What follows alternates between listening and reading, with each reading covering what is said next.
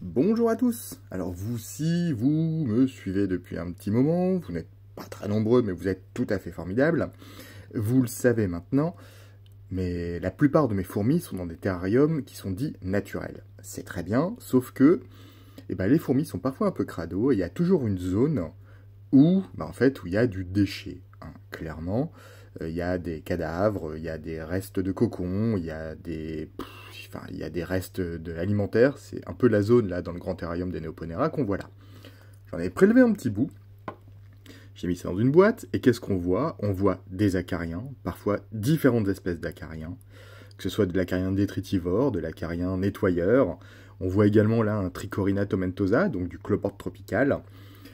Et l'intérêt et un peu la difficulté aussi de ces terrariums dits naturels, c'est de trouver un équilibre dans la biofaune du sol. Pour ça, j'ai fait pas mal de tests et je vais vous présenter tout ça. Allez, c'est parti!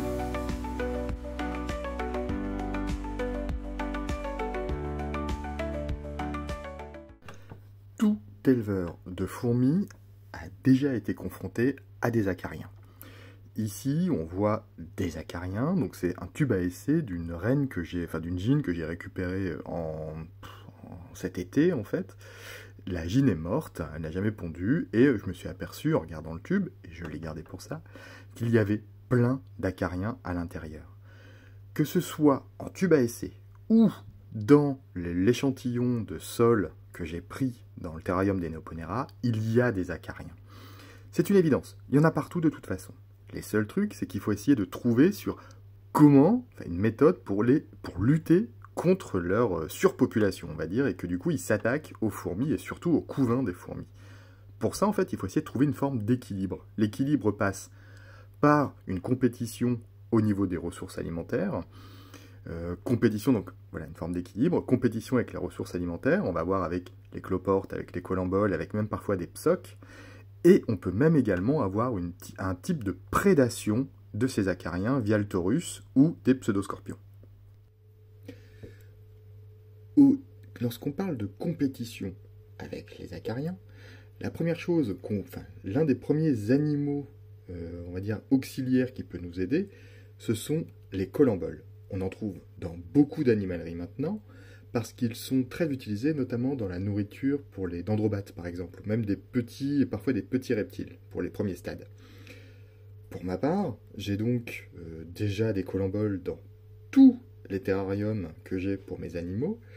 Les terrariums sont gavés de colamboles, hein. Clairement, c'est des auxiliaires qui sont très efficaces, et ils vont permettre d'avoir la même alimentation que les acariens, ce qui du coup va créer une compétition avec les acariens et éviter qu'il y ait une surpopulation d'acariens. Généralement, s'il y a une surpopulation d'acariens, ça veut dire que les colamboles se sont fait tout simplement déglinguer. Pour être sûr de toujours disposer de colamboles à la maison, j'ai des petites cuves.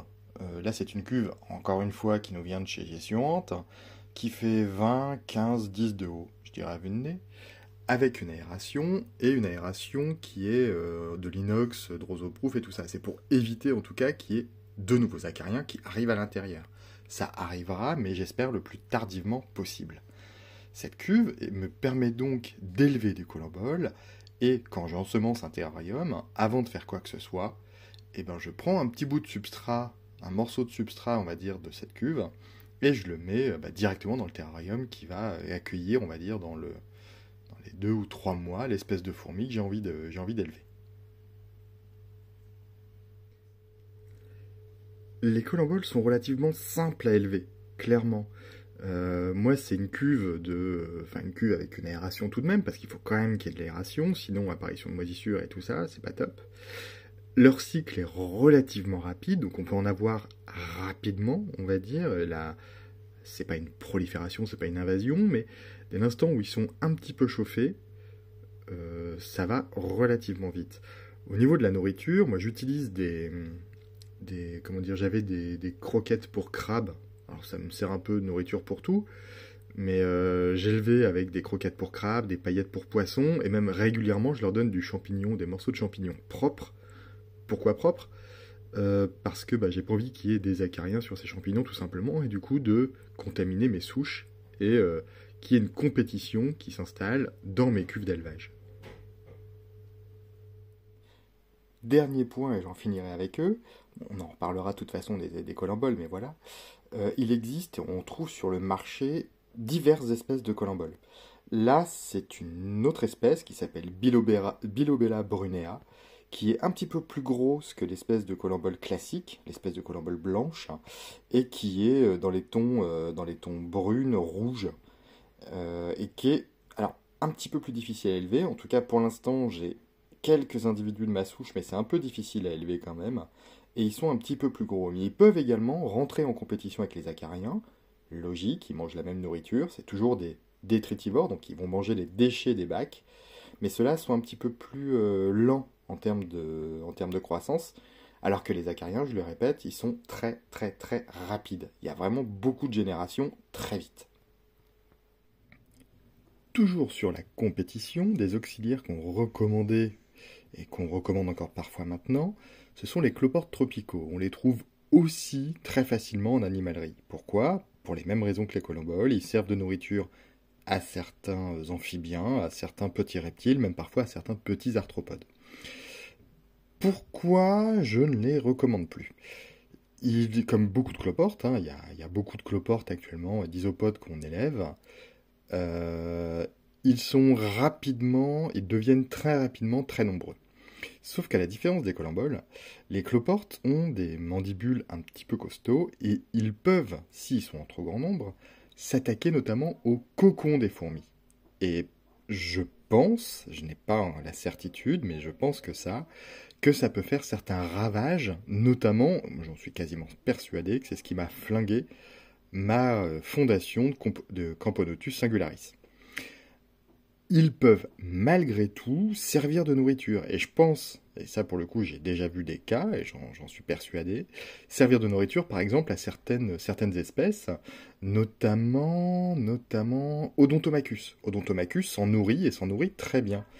Certaines autres espèces pourraient s'en nourrir aussi. Je n'ai pas eu de cas spécifique, je crois en avoir déjà vu en servant de nourriture chez Harpegnathos. Mais je recommande dans tous les cas, notamment chez les Camponotus et je bégaye super, chez certaines espèces un petit peu sensibles, la plus grande vigilance quant à l'insertion de Trichorina tomentosa, donc de cloportes tropicaux, dans certains terrariums. Attention, ce sont des très bons auxiliaires, et comme leur cycle est très rapide, ils vont rapidement rentrer en compétition avec les acariens. Ils vont manger les mêmes choses, même parfois en plus grand nombre. Donc ça va limiter la quantité d'acariens, c'est sûr. Ils vont les priver de nourriture, donc les priver de l'accès à la nourriture, donc c'est très bien. Mais ils peuvent, les cloportes peuvent être carnassiers, donc ils peuvent s'attaquer au couvain de certaines fourmis. Donc ça peut être bien, il y a du positif, ça va limiter aussi l'apparition de moisissures, mais à surveiller quand il y a surpopulation, et surtout sur des espèces pathaudes, et faites gaffe quoi. Pour les espèces arboricoles, là où il y a peu d'activité au sol, j'utilise tout simplement nos cloportes de chez nous qui vont tout simplement nettoyer le sol, surtout sur des espèces qui font pas mal de déchets. Ici c'était l'Anthurium de Mesocophila smaragdina, et les cloportes de chez nous font le taf, et régulièrement, en fait, ils se font même manger par les fourmis, donc c'est plus simple d'en trouver. Cloportes colimboles se reproduisent particulièrement en milieu humide. Maintenant, qu'en est-il pour les milieux secs? Dans ma colonie de Fulvopilosus, milieu sec par excellence on va dire, parce que c'est quand même une espèce désertique, il y a un autre animal qui peut être considéré qui a le même boulot que les colimboles, à savoir les psoques. J'ai pas beaucoup d'images, là j'ai réussi à en choper un seul, mais du coup, pareil, ils rentrent en compétition avec les acariens, et faut pas craindre d'avoir dans un nid artificiel des psoques. On reste sur le registre de la compétition. Alors, je m'excuse déjà de toutes ces images qui sont un petit peu floues, mais là, il s'agit d'une micro-espèce d'Iule que l'on m'a donnée il y a quasiment 10 ans maintenant, qui vient de Martinique. Alors là, vous le voyez, c'est un bout de champignon. L'individu est adulte. Vous avez vu mon gros doigt. Je vais essayer de refaire des images. On est toujours sur de la micro-espèce. Toujours, qui rentre en compétition, parce que c'est un animal détritivore, avec la nourriture des acariens. Pour le coup, je trouve ça beaucoup plus sain, et j'ai jamais vu d'incident, en tout cas, je n'ai jamais eu de souci avec le fait que ces micro-iules mangeaient les cocons. Donc alors, elle fait quoi? Elle fait, allez, je vais dire 2-3 cm grand max. Et je n'ai jamais eu de pépins, en tout cas avec eux. J'en ai beaucoup moins, donc je vais essayer de les élever là vraiment mieux et m'y prendre un peu plus sereinement. J'en ai dans plusieurs terrariums, mais ils se reproduisent beaucoup moins vite que les cloportes tropicaux, que les colamboles et tout ça. Donc je vais essayer d'en lancer un élevage un peu plus costaud là prochainement. Mais là, j'ai pas encore des 1000 et des 100 individus, quoi. Donc encore une fois, flûte. On est sur le registre de la compétition et non pas de la prédation. Le dernier animal qui peut participer à la microfaune du sol et qui va avoir un effet intéressant sur la surpopulation d'acariens, en tout cas pour la lutte contre les acariens, j'en ai isolé quelques-uns et je les élève dans des toutes petites boîtes. Alors attendez, je vais vous faire voir avec la taille de mon doigt, hein. Ça c'est mon gros doigt, donc c'est vraiment des toutes petites boîtes, hein, voilà, qui font, je sais pas, 5 sur 3, quoi. Donc c'est vraiment des toutes petites boîtes que je laisse aérer sur un côté. Et il s'agit de pseudoscorpions. Je n'ai pas beaucoup d'images, je vous en ferai une après, je vais essayer de le retrouver. Mais donc les pseudoscorpions, ce sont des prédateurs d'acariens de la famille des arachnides. Ce ne sont pas, donc les acariens aussi sont de la famille des arachnides, mais ce sont donc comme un scorpion, sans queue, hein, qui ont 2 pinces à l'avant. Vous allez en voir un après. Je sais que j'ai réussi à en filmer un pendant une petite dizaine de secondes. C'est vraiment pas gros. J'en ai quelques-uns là-dedans. Donc j'ai des colamboles à l'intérieur parce que je me suis dit que j'allais pas claquer des acariens dedans directement. Mais donc là, leur élevage il est assez simple. Donc là j'ai mis des colamboles qui vont servir de nourriture. Et on va essayer de soulever le bout de bois après pour essayer de trouver la bestiole. C'est vraiment une bestiole qui est de l'ordre de, allez, 1,5, 2 mm, quoi. C'est vraiment une toute petite bestiole qui va manger les acariens. Donc là, on n'est plus sur de la compétition, on est vraiment sur de la prédation. Pas de chance.